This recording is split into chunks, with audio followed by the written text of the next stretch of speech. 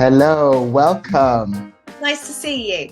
Nice to see you too. Welcome to Hive, and thank you for being here. Well, thank you for inviting me. It's an absolute privilege.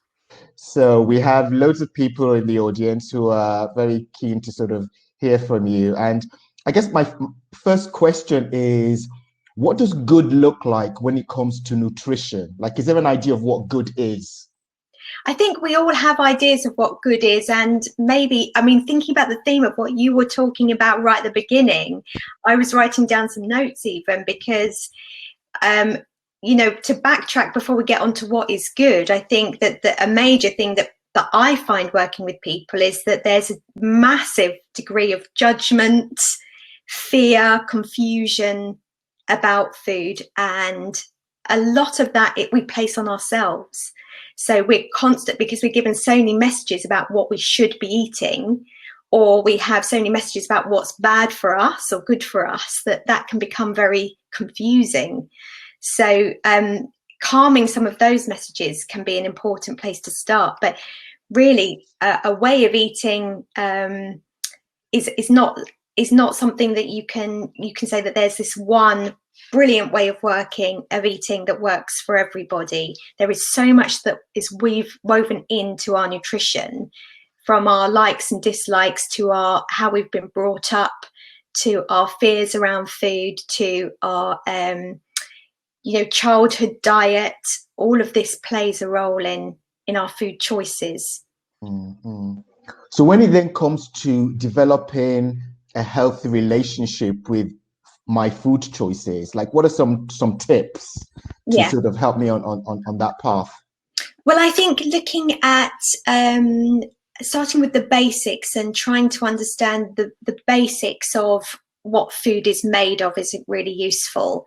And I think sometimes turning food into, in your mind's eye, considering food as the raw materials for cellular biology, because that's what it is. So the food that we put in is actually raw materials that allows our bodies to function well, making that connection between what we eat and how we feel. So starting to have an awareness of food is important. And then from there, looking at the basics of nutrition, the building blocks. So that's things that people have probably heard of: proteins, fats, carbohydrates. But even within understanding these sorts of food groups, there's confusion for people about what actually is that. But a good way to start is really to start looking at how do you build your plate and what food groups do you want to put in, with a view to helping you keep really full and satisfied, so that you're not snacking and craving things and feeling like you're making choices that maybe where the judgment starts coming in. So proteins is a good way to start when you're looking at building a healthy diet. So protein are things like meat, fish, eggs, nuts and seeds, which includes things like quinoa, which is a seed, chickpeas, lentils, peas, like frozen peas, a good source of protein. So bringing these sorts of foods into the diet can be a really good place to start, because often we don't eat so many of those compared to some of the other more carbohydrate based foods that we're really drawn towards, and that is very, very plentiful and very easy for us to access. You mentioned snacking earlier on, and I was just thinking, like, what's wrong with snacking? I mean, with lockdown, I've been snacking. I mean, I snack constantly working from home, and I'm sure I'm not alone. Like every minute I'm down in the fridge, and I've got dates and grapes, but I have the odd piece of chocolate from time to time. So yeah, what's wrong with snacking? There's nothing wrong with snacking particularly, but we do better on average. The research shows that we tend to do better the less opportunity we are giving our bodies to produce this hormone called insulin. So insulin is a hormone that we produce every time we eat. And one of the roles of insulin is to manage the glucose in our blood. So we'll eat something, our blood glucose levels will go up, and our insulin is there to help usher the glucose into our cells to start making it into energy. But if we're constantly eating, we're going to be constantly pushing the button for insulin production. And too much of that going on can start to alter how our cells respond to the insulin message. And it can lead us to do things more like store our food as fat rather than turning it into energy. So that's one thing to consider. And the other thing is that our digestive system really likes to have a rest between meals. And this has really, I mean, when I was training in nutrition 20 years ago, we were told get everyone to snack. Everyone should. So, you know, the world of nutrition changes all the time. But as we learned more about the digestive system and the microbiome in the last, 10, 15 years, we've discovered that actually for our microbiome, which is the ecology of bacteria, yeast, parasites, and all of the things that they produce that are actually fundamental to our working, brain chemistry, immune system, hormone management, all sorts of things. They're absolutely fundamental. They actually work better if they're not constantly having food go through them. They're not constantly being fed.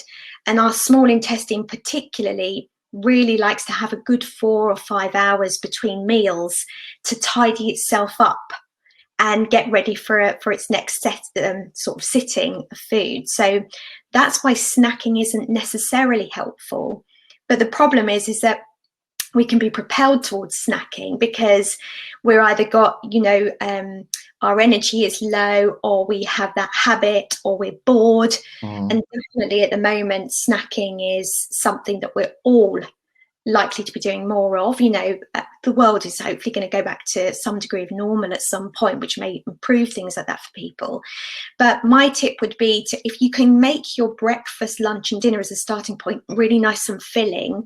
A lot of people actually don't make them filling because they're constantly thinking I should be eating less because I'm snacking, for example, or whatever, or I'll have this healthy salad. But making the salad really, really filling, that will actually reduce your likelihood of snacking. But also if you do want to snack, then again, choosing some protein source with your snack could be quite good. So if you like chocolate, there's nothing wrong with having a bit of chocolate. There's nothing wrong with anything. It's just the degree in which we have it maybe and what we have with it. So I would probably have nuts with chocolate, so that I'm having a bit of protein at the same time, that kind of thing. Yeah, I mean, listening to you, I'm sort of thinking, we all need a nutritional therapy.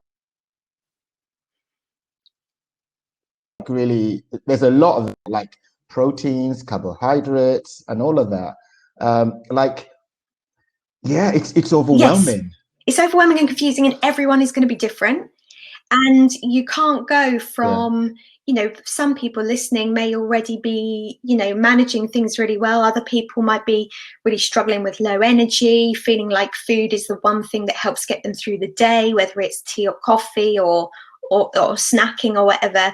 And there isn't really a blueprint that I've found that's absolutely perfect. You really need to start with this person sitting in front of you. It's back to that active listening. And who's the person sitting in front of you, and what actually are their dilemmas? What are their fears?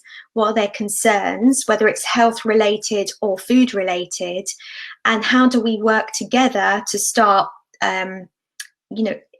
making baby steps and progress towards working towards a better outcomes with how people feel with their food choices and their health and so on, and their energy and their sleep and all of that.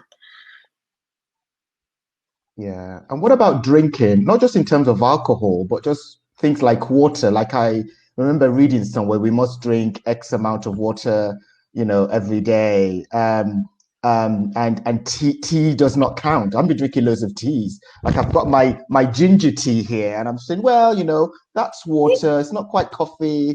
That's part of my water intake. Like what's good? Well, there isn't actually. So it's a bit of a myth that you should have 1.5 or 2 liters of water a day. So that's number one. There isn't any study that's done that's really looking at how much water a day should you have. What we do know is that in studies where people are given access to a bit more water, and especially in things like care home settings, where they have helped to hydrate the population in the care home, they've seen better cognitive function, better energy. So hydration is really, really important for our mental health. And often if we're dehydrated, we might actually feel like we're hungry, but actually we're thirsty. So that's number one. But I would say that there's many ways in which you can hydrate yourself. So drinking water is perfect, but having any kind of tea is going to be helpful. So yes, some caffeinated drinks are considered diuretic a little bit, so they can encourage more excretion of water, but the hydration you're having from those drinks is still valid to some extent, and having a herbal tea is just the same as having water. But when you eat, you're taking water in as well. So any vegetables, fruits, anything like that, they're really hydrating. So I would say a better thing to focus on is, especially if you're working from home and you're really busy, or you're, not necessarily working from home, those days where you think, what, I haven't even got up to go to the loo today. That's when you're dehydrated. What you should be doing during the day is having not constant trips to the bathroom, but you should every couple of hours need to go to the loo. You should have the urge to do a wee. And when you go, it should be clear, except for first thing. So that is a good sign of hydration. And so that's what I would say is a useful rule of thumb. And if you're constipated and stuff, that's an indication you might be dehydrated. Those sorts of things. Okay. Yeah, this particular conversation could go in so many directions right now. Like I need a personal consultation. But I know Rochelle's just joined us, and she's been looking at questions from participants. I have been. Unsurprisingly, hot topic. So there's been quite a few kind of questions coming in around the idea of emotional eating because of feelings, not because of hunger. And also, I think people just kind of thinking, how do I best make decisions about my body and the best choices for me? Is there tests that I should be doing? These things feel tied together to me. Could you talk a little on that? I can talk a little on it. It's a very, very complex. Yeah. There is absolutely no way we can cover it in justice. Yeah. Now, the podcast that I have, Healthily, it's called Healthily. For the very, I'm currently working on another series, but the last episode I did of the series that's just gone, I'm talking to a friend of mine who's a journalist about this very thing. So that may be something interesting for people to listen to if they want a little more with practical elements. But emotional eating is a really, it's a very, very valid thing. And we all have shades of emotional eating. I think the important thing to recognize is emotional eating doesn't necessarily mean bad. Doesn't mean bad eating, doesn't mean judgment. You can eat emotionally by just being mindful and recognizing how much you are enjoying your food, and you can have comforting food in the form of a number of different things. So I really like working on neuroplasticity with clients. So that is really actually changing the pathways of communication in the brain and the different neurotransmitter sort of superhighways, so that we start to reprogram actually people's feelings about food and how they talk to themselves about food and how they look after themselves and nourish themselves with food in a really positive way. That's far more useful than sort of trying to thrash around, why am I emotional eating and how do I stop it? Does that kind of make sense? Completely. But it's a really really big topic, and it's really really sort of difficult to unpick. So what we will do actually is we'll put a link to that episode of your podcast into Mighty Networks for people, so they can follow up and listen on that. Yeah. We've got time for just one more question, and maybe this is also not a quick fix, but if you do have resources, say so, because we can share them. Yes, yeah. One thing that also came up kind of a few times was fasting and intermittent fasting and thoughts on that. Which is kind of huge. No, this is really interesting. So I'm quite a fan of time restricted eating. So this is giving yourself a window of eating in the day, but more doesn't equal better. So it doesn't have any beneficial impact to have a really small window where you're forcing yourself to just have 6 hours, for example, where you eat and this massive period of time of fasting. That doesn't seem to have any beneficial effect. There seems to be a sweet spot around 12 to 14 hours of fasting overnight. and then a window of 12 to 10 hours, for example, in the day when you eat. For a lot of people, that can work incredibly well on a number of different levels. But it's about finding, first of all, for you, where are you hungry? What are you doing with your daily routine? How are you going to make those hours when you eat really count? How are you going to really enjoy eating some lovely, delicious, filling, satisfying, tasty food in that time? And then if you can approach it that way. Now, in my next series of the podcast, I am speaking to the lovely, lovely Jeanette Hyde. She's a friend and colleague, and she has just written a book that is very, very useful. It's called The 10-Hour Diet. So I would recommend, if anyone's interested in intermittent fasting, this is probably a very balanced, sensible, practical, light read for people to have. So it's not going to be sort of too heavy or onerous to read it. And it's not another, here's a diet to follow. She's just stating the facts on the evidence that we know today on time-restricted eating and the benefits and the pitfalls. So what to look out for and how to approach it. So I will be quizzing her in a few weeks on the podcast about time-restricted eating. But in the meantime, people could get that book. It's a good book. That is so helpful. Thank you very much. Unfortunately, we are at the end of our time somehow again. I'm going to let Ade thank you properly, but also thank you. I really enjoyed listening to you. Absolute pleasure. I could talk about it all day. Yeah. Thank you so much. Thank you so much, Nicola. As Rochelle said, we'll post loads of resources on Mighty Networks, including your podcast as well. So thank you so much. Good luck, everybody, with the rest of the course. I think it's wonderful. So, can you say the name of the book again? It's called The 10-Hour Diet, and it's by Jeanette Hyde.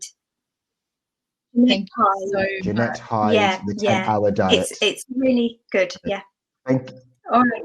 Okay. Great. Thank you. Thank you so much, Nicola. See ya. Thank you. Bye.